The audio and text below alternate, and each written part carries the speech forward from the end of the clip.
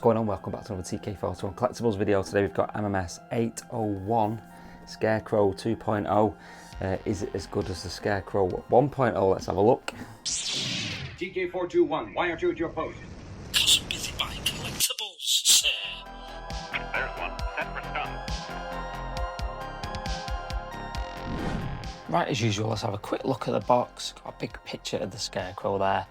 Looking fantastic, that.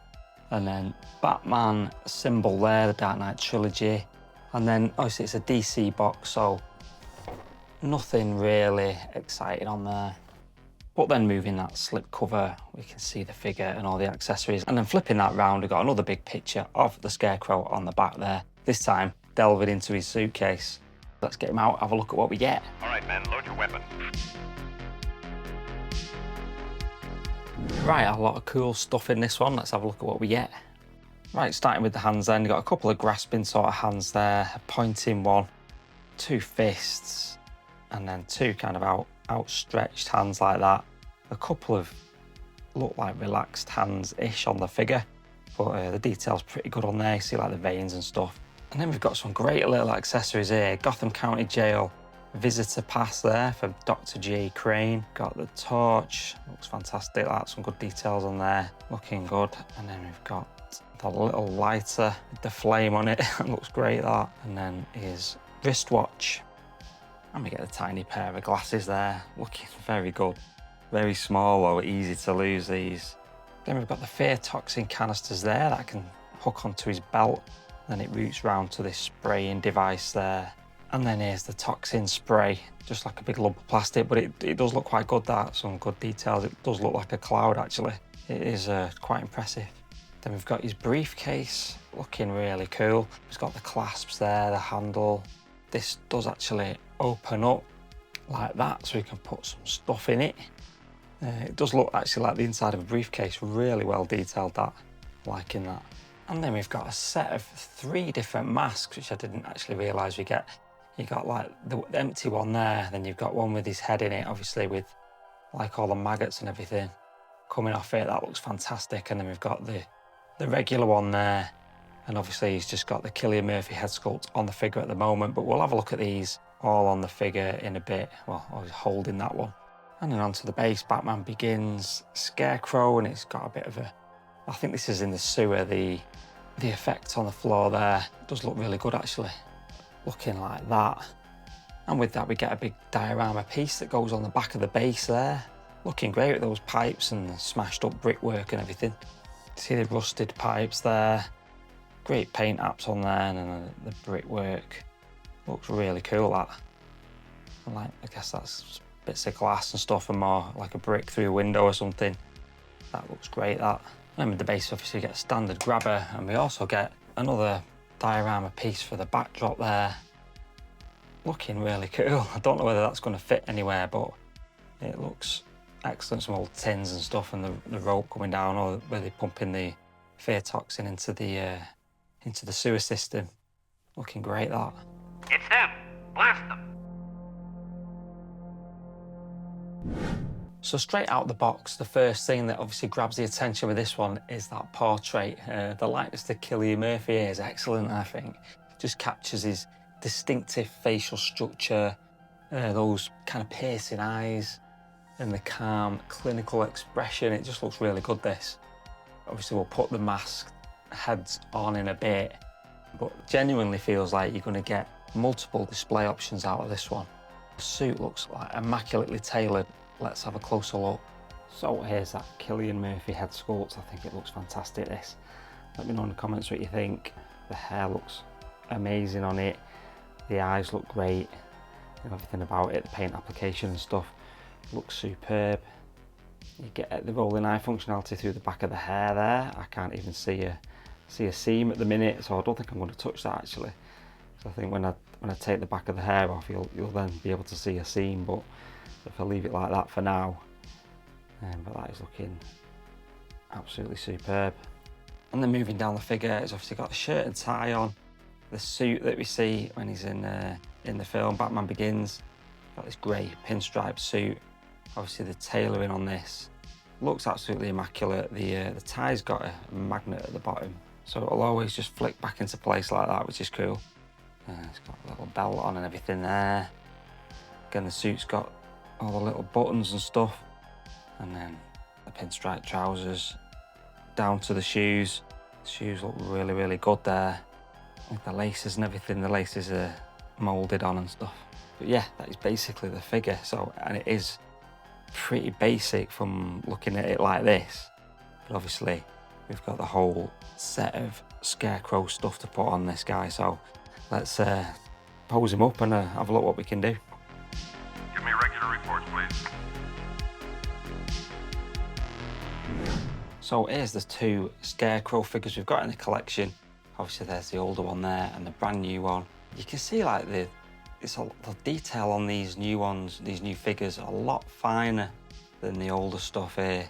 Paint applications are better.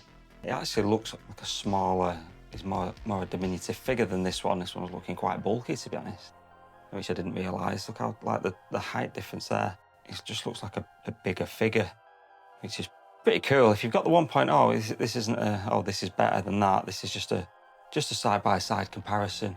I think the mask detail does look greatly improved on that new one, of course, and you've got the noose kind of things coming down here. They're a lot thicker and more obvious on that one. But yeah, looking really good. I do like this with the straight jacket thing though, over the suit. It looks superb. And obviously you've got those like proper boots where he's just got his shoes on there. But yeah, absolutely great. I do love this this mask though. That is, I would say, better than this one. I'll just swap out this for the maggot-infested mask. And there we go. And again, just the detail on it, it just looks amazing. That just compared to that one as well. Obviously, it's a different style of mask. Obviously, it's someone looking at it through the fear toxin, and all the maggots are coming out of the mask. They both look great though. I'm glad I picked up this one as well as having this one. It just looks cool. Like I say, I do love that the straight jacket, but yeah, this is it's just more refined, the tailoring's obviously superior, but they're both great. If you've got the first one, no issues with that, I love it. Obviously you do get the rolling eye functionality within the mask on this one as well. Because I was going to say you can't really see the eyes, but yeah, they are obviously there and you can move them. So there's some great blogger photos of the eyes, you know, when they're kind of looking in a certain direction, and it just gives a really good effect on there. So that's that mask again. It looks great, that burlap style mask with all the maggots on it. And then there's the older version, like the up close, and you can see like the eyes are bigger and everything, but just the details on the mask aren't quite as good as what we can get now with our figures. But like I say, that's no criticism on the 1.0. It is what it is, and it's a great figure, and it will be staying in the collection. So let me know which ones you're preferring out of these two. Obviously, you do get the extra masks with the 2.0, but yeah, let me know what you think. So articulation then, it is good. I mean, basically, it's essentially a suited body, obviously, but that makes the articulation really good. There's no kind of like resistance or anything. There's no armor, obviously, or anything like that. So you can achieve really natural standing poses or sinister moments, like when he's got the fear toxin spray here. That was a bit of a faff to get all set up, to be honest. And actually, the shoulder doesn't rise up as high as I'd like with that.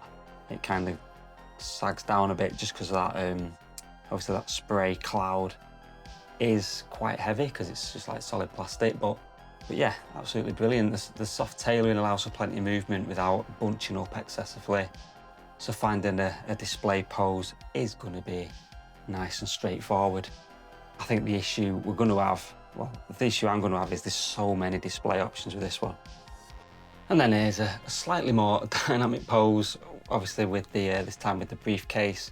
Got his watch on as well, and he's got the the fear toxin canisters and the fear toxin gas coming out of that nozzle.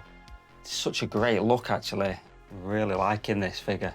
Took me a while to unbox it, to be honest, because I held off a few days, but yeah, it's really good. Love it. So I'm thinking probably going to go for something like this in the display. Obviously with that Cillian Murphy head sculpt with the glasses on, it looks superb, absolutely amazing. And obviously he's not got armour on or anything, not dressed in bright colours, but it's a very distinctive presence. And also I've put the new head sculpt mask onto the 1.0 body just to see what it looked like, and it looks okay actually. It doesn't fit 100%, but because the connectors are different, but it kind of works because I love that straight jacket look. But with this new improved mask, I mean, I love how you can see his hair at the back of the mask, you know, it's like all tied together. You don't quite get that look on the other one. So I'm really liking that, actually. It works well. I think the head's probably a little bit too small for the body, but yeah, I think, but to show them both like that, like alter ego sort of thing, I think it's pretty cool. So whether you're displaying as Dr. Jonathan Crane in his business suit or fully transformed into Scarecrow with the burlap mask and the fear toxin equipment, the figure's got an eerie, like unsettling quality that's instantly recognisable as the character. And if you own any other Batman Begins figures or across the Christopher Nolan trilogy, then this feels absolutely essential, I think this. So overall, I think the Hot Toys Scarecrow 2.0 is a huge improvement and easily the definitive 1/6 scale version of the character, of course. So the new portrait is obviously the sculpt we've never had before, so that's a great upgrade. The interchangeable mast heads adds so much display flexibility, and the accessory selection is excellent as well. And just the overall presentation, it just feels like a premium treatment for this character that it's kind of always deserved. Like I say, the 1.0 is still good, but it's got a lot going for it, like the straight jacket and everything. And yeah, like I say, I've swapped out the mask and stuff here.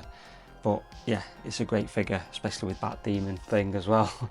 So I think, yeah, it's definitely one of those figures that quietly steals the spotlight. So it might not be the flashiest release in the line, but it's incredibly faithful to the film, beautifully executed as well. So yeah, if you're building a Nolan collection, I honestly think this is a difficult pass. It's a 10 out of 10 for me anyway. So let me know what you think in the comments if you want to chat about this or anything else in the collection. I'll see you in the comments. Otherwise, see you in the next video. Take it easy.